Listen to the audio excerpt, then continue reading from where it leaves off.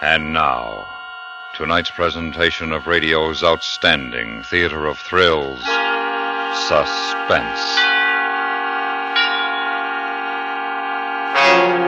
Tonight, we bring you a story of a hired killer who had a deadline to meet. So now, starring Mr. William Conrad and Mr. Stacey Harris, here is tonight's suspense play, A Matter of Timing.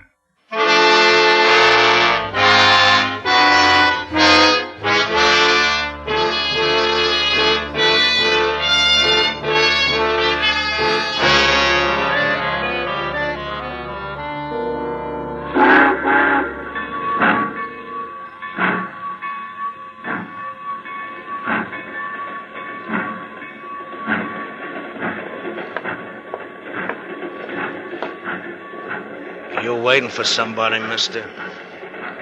Maybe. I'm supposed to meet somebody here. You the guy? Just a minute. You have the other half of this dollar? Yeah. All right, let's go. Where to? Well, the town where you're supposed to work. How far? About 60 miles.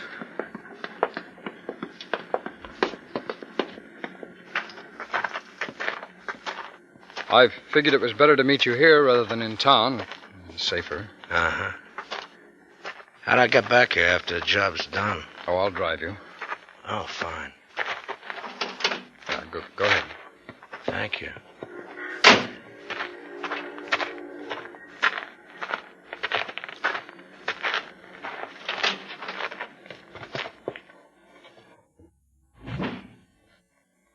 Well, I suppose you know what you're supposed to do. Yeah. Kill somebody. Who? My partner.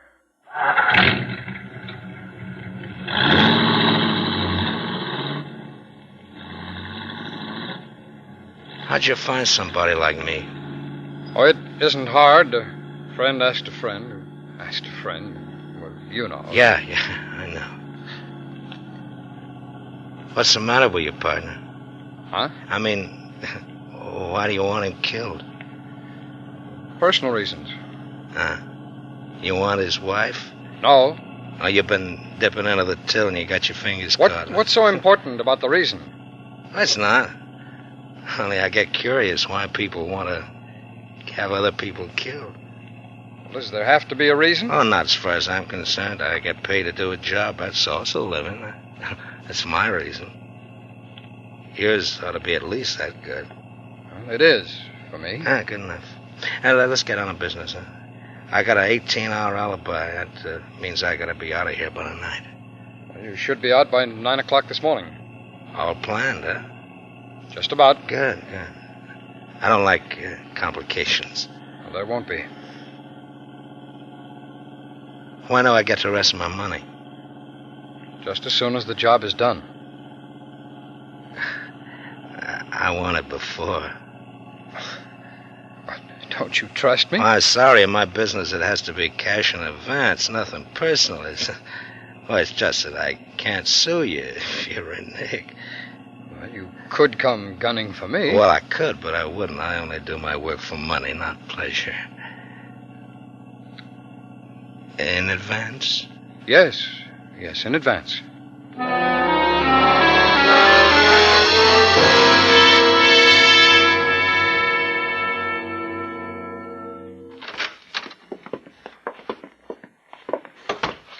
Well, this is where you'll do the job from. You own this store? No, it's leased. Your name on the lease? No, it's leased by a client of ours. I had a key made a few weeks ago. Uh-huh. Yeah, you got a key to the front door, too? No, we don't need it. Come here. Now, can you shoot through the corner of that broken window? If it's not too far away, yeah. Well, he'll come out of that apartment house. Right there across the street. Mm-hmm. Yeah, I can do that. But, I still don't like you pointing him out.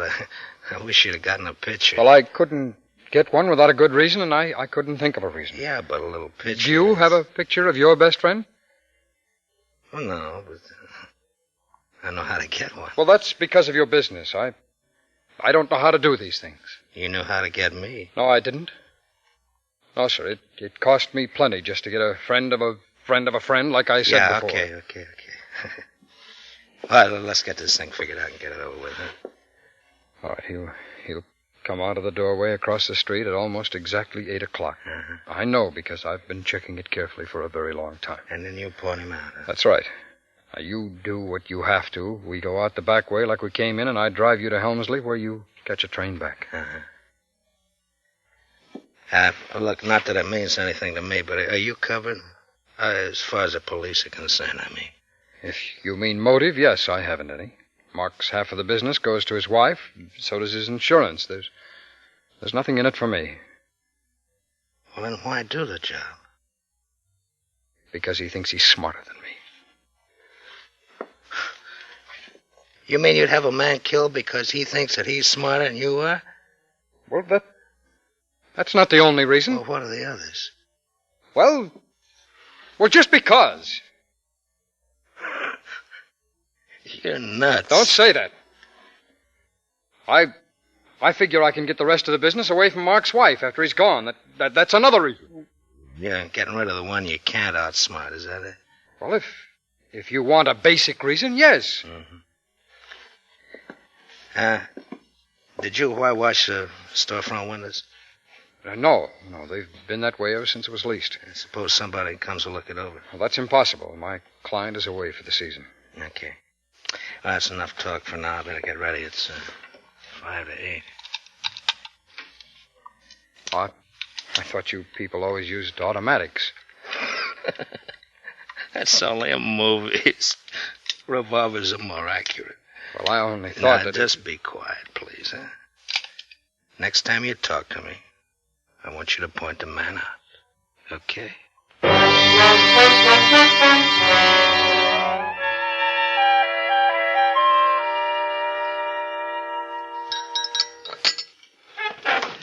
Well, it's about time to go. Yes, it's almost 8. Francis? Yes? Do you feel all right? Why, Mark? Well, you look feverish. I feel kind of feverish. Here, let me see. Hey, you do have a fever. I'd better call Dr. Borden. Oh, no. I don't think you have to. Besides, What, dear? I think maybe you had better call him. You just call and go to the office. You'll be late. I don't care if I am. I don't have a thing to do this morning that's of any consequence. It's just the idea of being late. It doesn't matter. Being late today isn't going to make any difference one way or the other.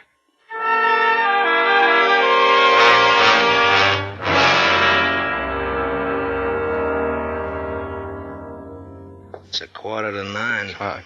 I know what. Maybe he left before 8. I just don't understand it. Look, I'm not going to sit here all day. You better do something. Do what? That's your problem.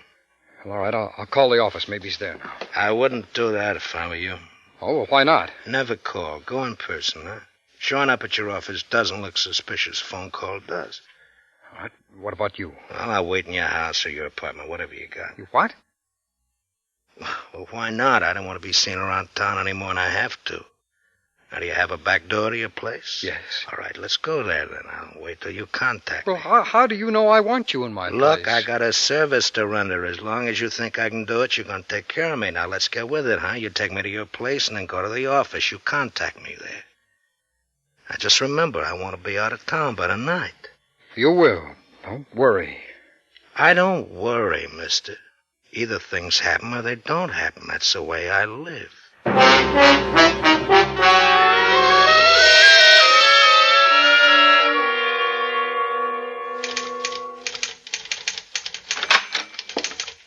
Good morning, Mr. Loman.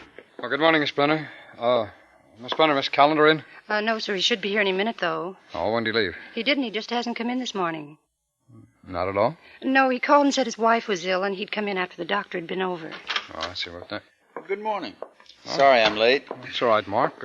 How's Francis? She'll be okay, just a touch of the virus. Oh, that's good. Come on into my office, Carl. I want to talk to you.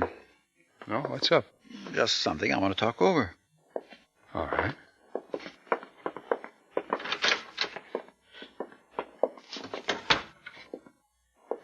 I didn't want to say anything in the outer office, but I think we've got the Parker property. Oh, how do you know? Well, the phone rang just as I was leaving the house. It was old Josh Parker calling from Crestview. He's ready to settle at our price. Well, when do we see him? Not we. Me. I made an appointment for 7 this evening. I'm so careful I didn't even tell Francis where I was going. If the Carter outfit ever found out, they'd offer Parker another $5,000 and we'd lose the deal. Well, what made him decide to sell now? I didn't even ask. All I'm interested in is buying. Then you'll be there at 7? Yes, now let's get busy and draw up the papers. This mustn't leak out, Carl. I'd rather you not say anything to anybody. Now, what makes you think that... Don't worry, Mark. This means as much to me as it does to you.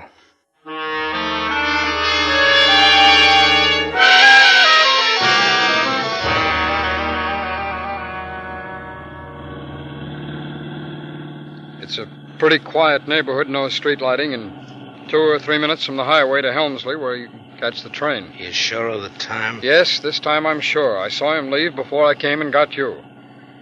He should be there by now. I figure it'll take about a half hour to 45 minutes to close the deal. Then you get him as he comes out the door. And don't miss. I won't.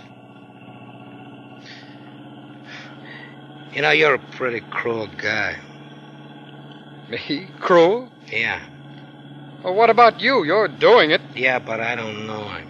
I never killed anybody I know in all my life. A man's a man. No, he's not. Some are strangers. I can't feel anything for a stranger. I haven't got time for thinking about his life. But guys like you hire guys like me to kill somebody they know. I don't get it. You don't have to. Just do the job, that's all. What's the matter? Am I getting to Let's you? not talk about it, huh? Okay with me. How much longer we gotta go? We'll be there in 15 minutes. Don't pull right up in front of the house, huh? Especially if his car's parked in front, angle off a little bit. I will. This time we're going to get him. Well, I hope so. I want to get back home. I got a heavy date tonight.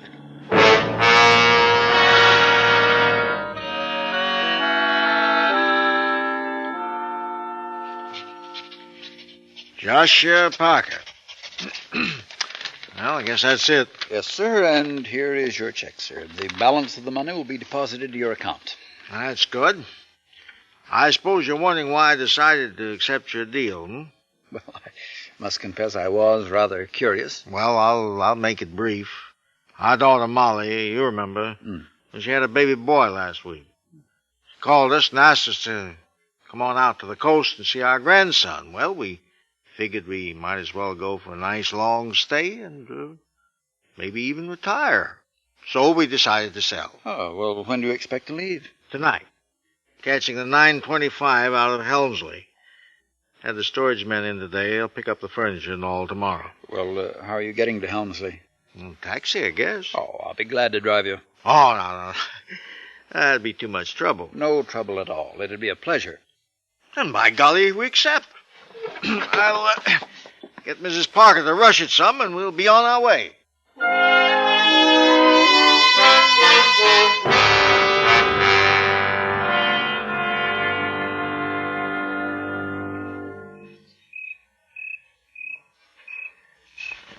What's taking him so long? Relax. We only been waiting 10 minutes. He's got to come out soon. He'll be out if he went in. He'll come out. Oh, he went in all right. That's his car right out front. And everything's okay. Is there enough light? Yes, there's enough light. Here he comes. A tall guy? Yes, that's him. Who's that with him? That's Parker and his wife. Yeah, I gone to the car with him. Well, that doesn't matter. Shoot. I can't. He's covered. Those What? people are on this side of him. Come on, shoot. I can't, I tell you. I can't. I'll hit them, too. I don't care. Well, I do. Shoot now. No go. Shoot. Too late, buddy. The boat sailed. Well, what do we do now? I don't know about you, but I'm getting out of here. No. Look, this job's jinxed. I'm not pushing my luck any further. You can't go. I need you. Get somebody else. Here, I'll give you half your dough back. I don't want the money. I want you to kill him for me. No. But you must. You see, he's got to die. Why don't you kill him? Because I can't, that's why. Sorry, mister, I'm leaving. No, we'll make it next time. You can't guarantee that. I'll pay you double. In advance? Yes, in advance. Okay, I'll stay. Yeah, let's be getting back to your place, huh? I'd like to get a little sleep.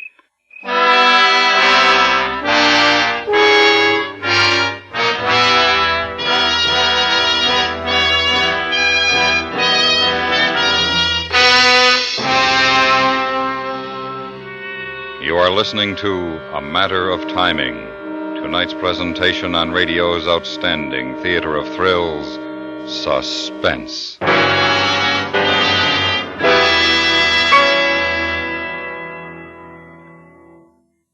Sometimes charity begins at home. There are times, however, when charity comes to an abrupt end there.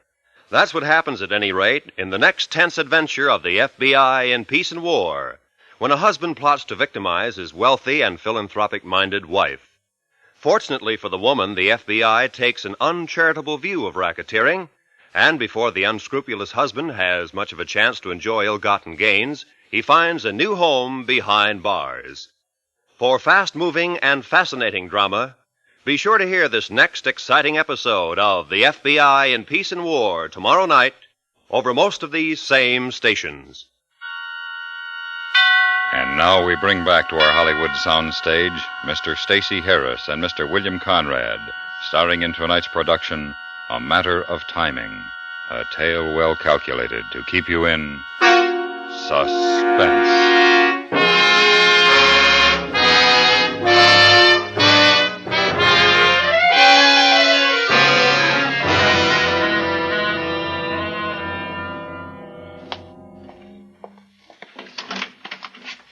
Thank you, dear.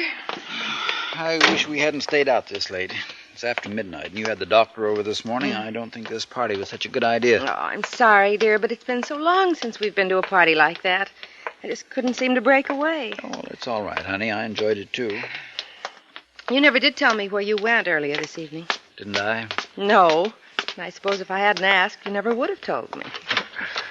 All right, I'll make it short and sweet. I bought the Parker place. Oh, Mark, how nice. And that's what you and Carl did this evening. Carl wasn't there. Why not? Well, Fran, you know how he is, always overselling. If he'd kept quiet last month, I think we could have gotten it then, and cheaper.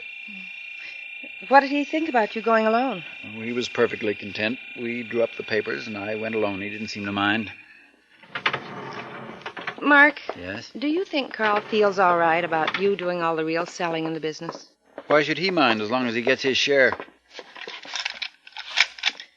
The Parker place nice. Oh, yes, very. Mark, why don't we move into it? Move? Why? I'm tired of living in the city on the third floor. Nothing to look at out of my front window. Nothing really to do all day while you're at work. The way you say it makes it sound like you live in the slums or something. Oh, no. I know this is nice, maid service, all the things a lazy woman could want. But somehow I wish we had a lot of things we haven't got. Like what? A garden, trees, fresh air, even a garage for your car. You know how hard it is to get garage space, even at a price. That's what I mean. Move over. Sorry. Even with all the money you're willing to spend, we haven't got a lot of the things I think we should have. All right, I'll tell you what. Tomorrow we'll take a drive out to the Parker place. If you like it, we'll move into it. Do you mean it? Of course I do. I just thought of something. What? Is there a chance Carl might think you went to the Parkers alone so you could arrange for us to have the place ourselves? No, of course not. Going alone is normal procedure lately. He just doesn't handle any of the big deals anymore. If he's so little help to you, why do you continue with the partnership? I don't know. Loyalty, maybe. He's still my friend. Well, I don't know. I guess I can't do that to a friend. I hope he realizes that. I hope he doesn't. Carl's a pretty intense guy, and he might go off the deep end if he thought I was carrying him. Come on, let's get to bed. I don't want to be late for work tomorrow. I've got a lot of things to do. Including the trip to the Parker place. You realize this means paying Carl for his half of the property. Do you think he'll mind losing a possible profit? No, I don't think so. Carl owes me a lot for some of the things I've done for him, and I don't think he'll mind paying me back.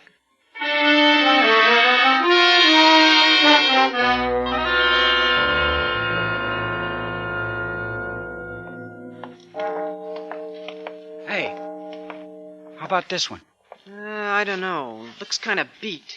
What do you mean, beat? It's a 55. It's just dirty, that's all.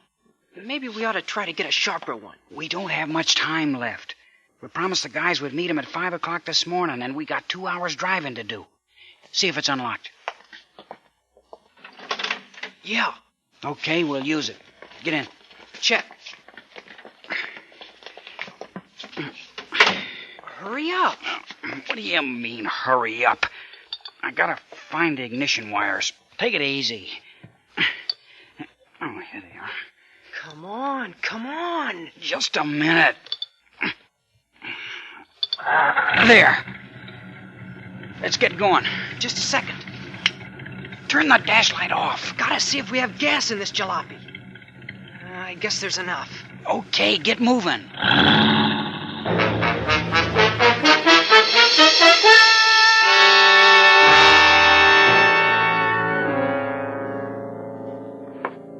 But why 7 o'clock in the morning? You told me before he doesn't leave the house till 8. I want to make sure we don't miss him this time. If he comes out of the house, I won't miss him. What about last night? You saw he was covered by those other people. Well, supposing he comes out with his wife this time. She can't cover him from here. He's got to go down them steps. Besides, if it does come out with him, they'll be side by side. When are you going to shoot? When he gets to the bottom of the steps. Why not when he comes out of the door? He's closer at the bottom, no more than 40 feet. No sense taking unnecessary chances. You want a cigarette? No, and neither do you. Oh, and why not? What are you going to do with a butt? And supposing somebody sees us smoke? The windows are whitewashed. Nobody can see in. We'll be looking all around here after the job's done. Okay, can I stand up? Why don't you leave? I know what he looks like now. I can drive to the station by myself. No, I want to stay and see you do it. You really hate this guy, don't you? Yes. And why don't you just break off a partnership and then you wouldn't have have to... Are you trying to back out now that you've got my money? I could if I wanted to. And one more crack like that and I will. I'm sorry, I meant that... You know, I'm getting sick of guys like you. Now you forget it and you relax, huh? I'll kill you, buddy, for you.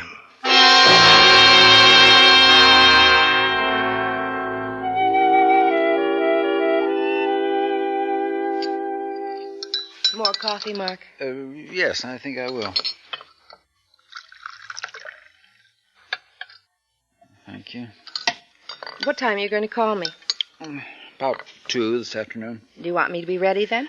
No, I'm pretty sure we can't get started for the Parker place till 3, but I'll call you at 2 in case I can make it a few minutes earlier. Fine. You'd better get going, honey. It's almost 8. I'd better check the weather and see if I need a top coat. It's a beautiful day. Say, I parked in front of the house last night, didn't I? Yes, why? Well, my car's gone. Let me see. Right down there. Didn't I park there last night? Yes, it is gone. Of all the luck. I never can remember what number to use for the police. Operator, get me the police. Thank you. Friend, do you think the insurance company will give me a car while the police are looking for mine? Oh, I don't know. I'd better check the policy. It's funny how you... Hello? This is Mark Collender. I want to report a stolen car. Yes, last night. No, I have the keys. License number? Wait a minute. Do you remember the license number? No, I don't. I have all the information in my office, the motor number and everything, you know. Yes, sir. Well, I'll meet you downstairs. 483 Denham Drive. In about 5 minutes. Fine. Thank you. Well, that does it. They'll be here in 5 minutes. Let's have another cup of coffee.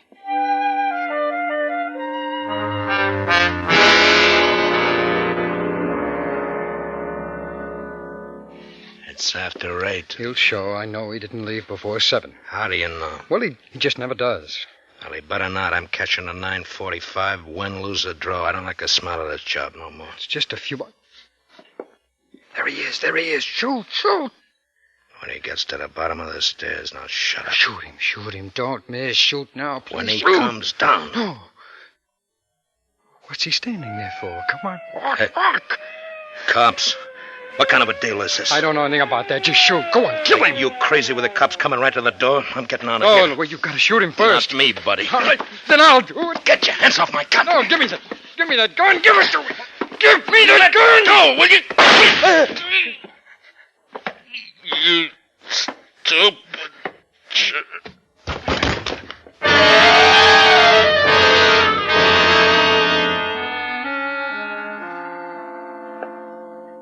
But the man was a known killer. If we could only find out what Carl was doing there with a gunman. I've asked him about it time and time again, but he won't talk to me. I can't defend him if he won't talk to me. I know.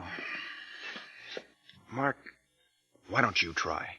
You're his friend. Maybe he'll talk to you. I have tried. I know he won't. You know why he won't say anything? Yes, I think I do. Then tell me. Maybe it would help. No. It wouldn't do any good. It wouldn't do any good at all.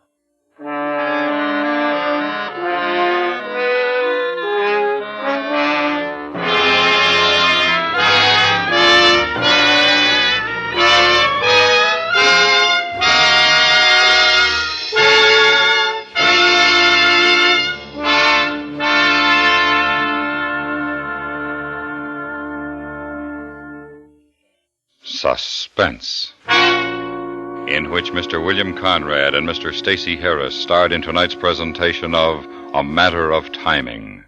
Next week, we bring you a story of a convict ship and a bargain that ended in death. We call it a sleeping draft. That's next week on Suspense.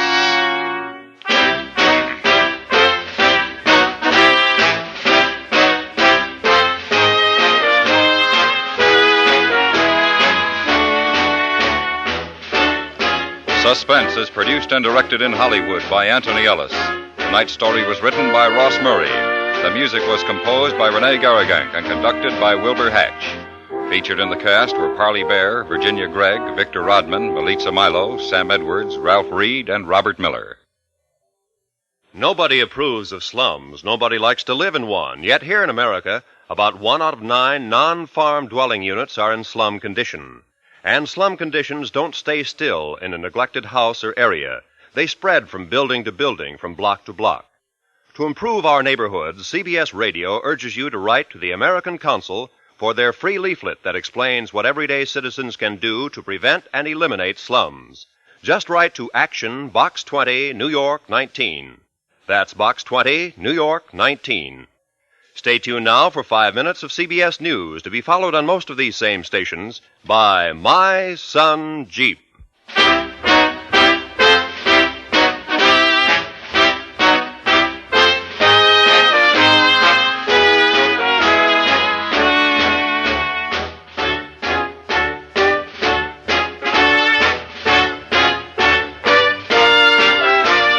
America listens most to the CBS Radio Network.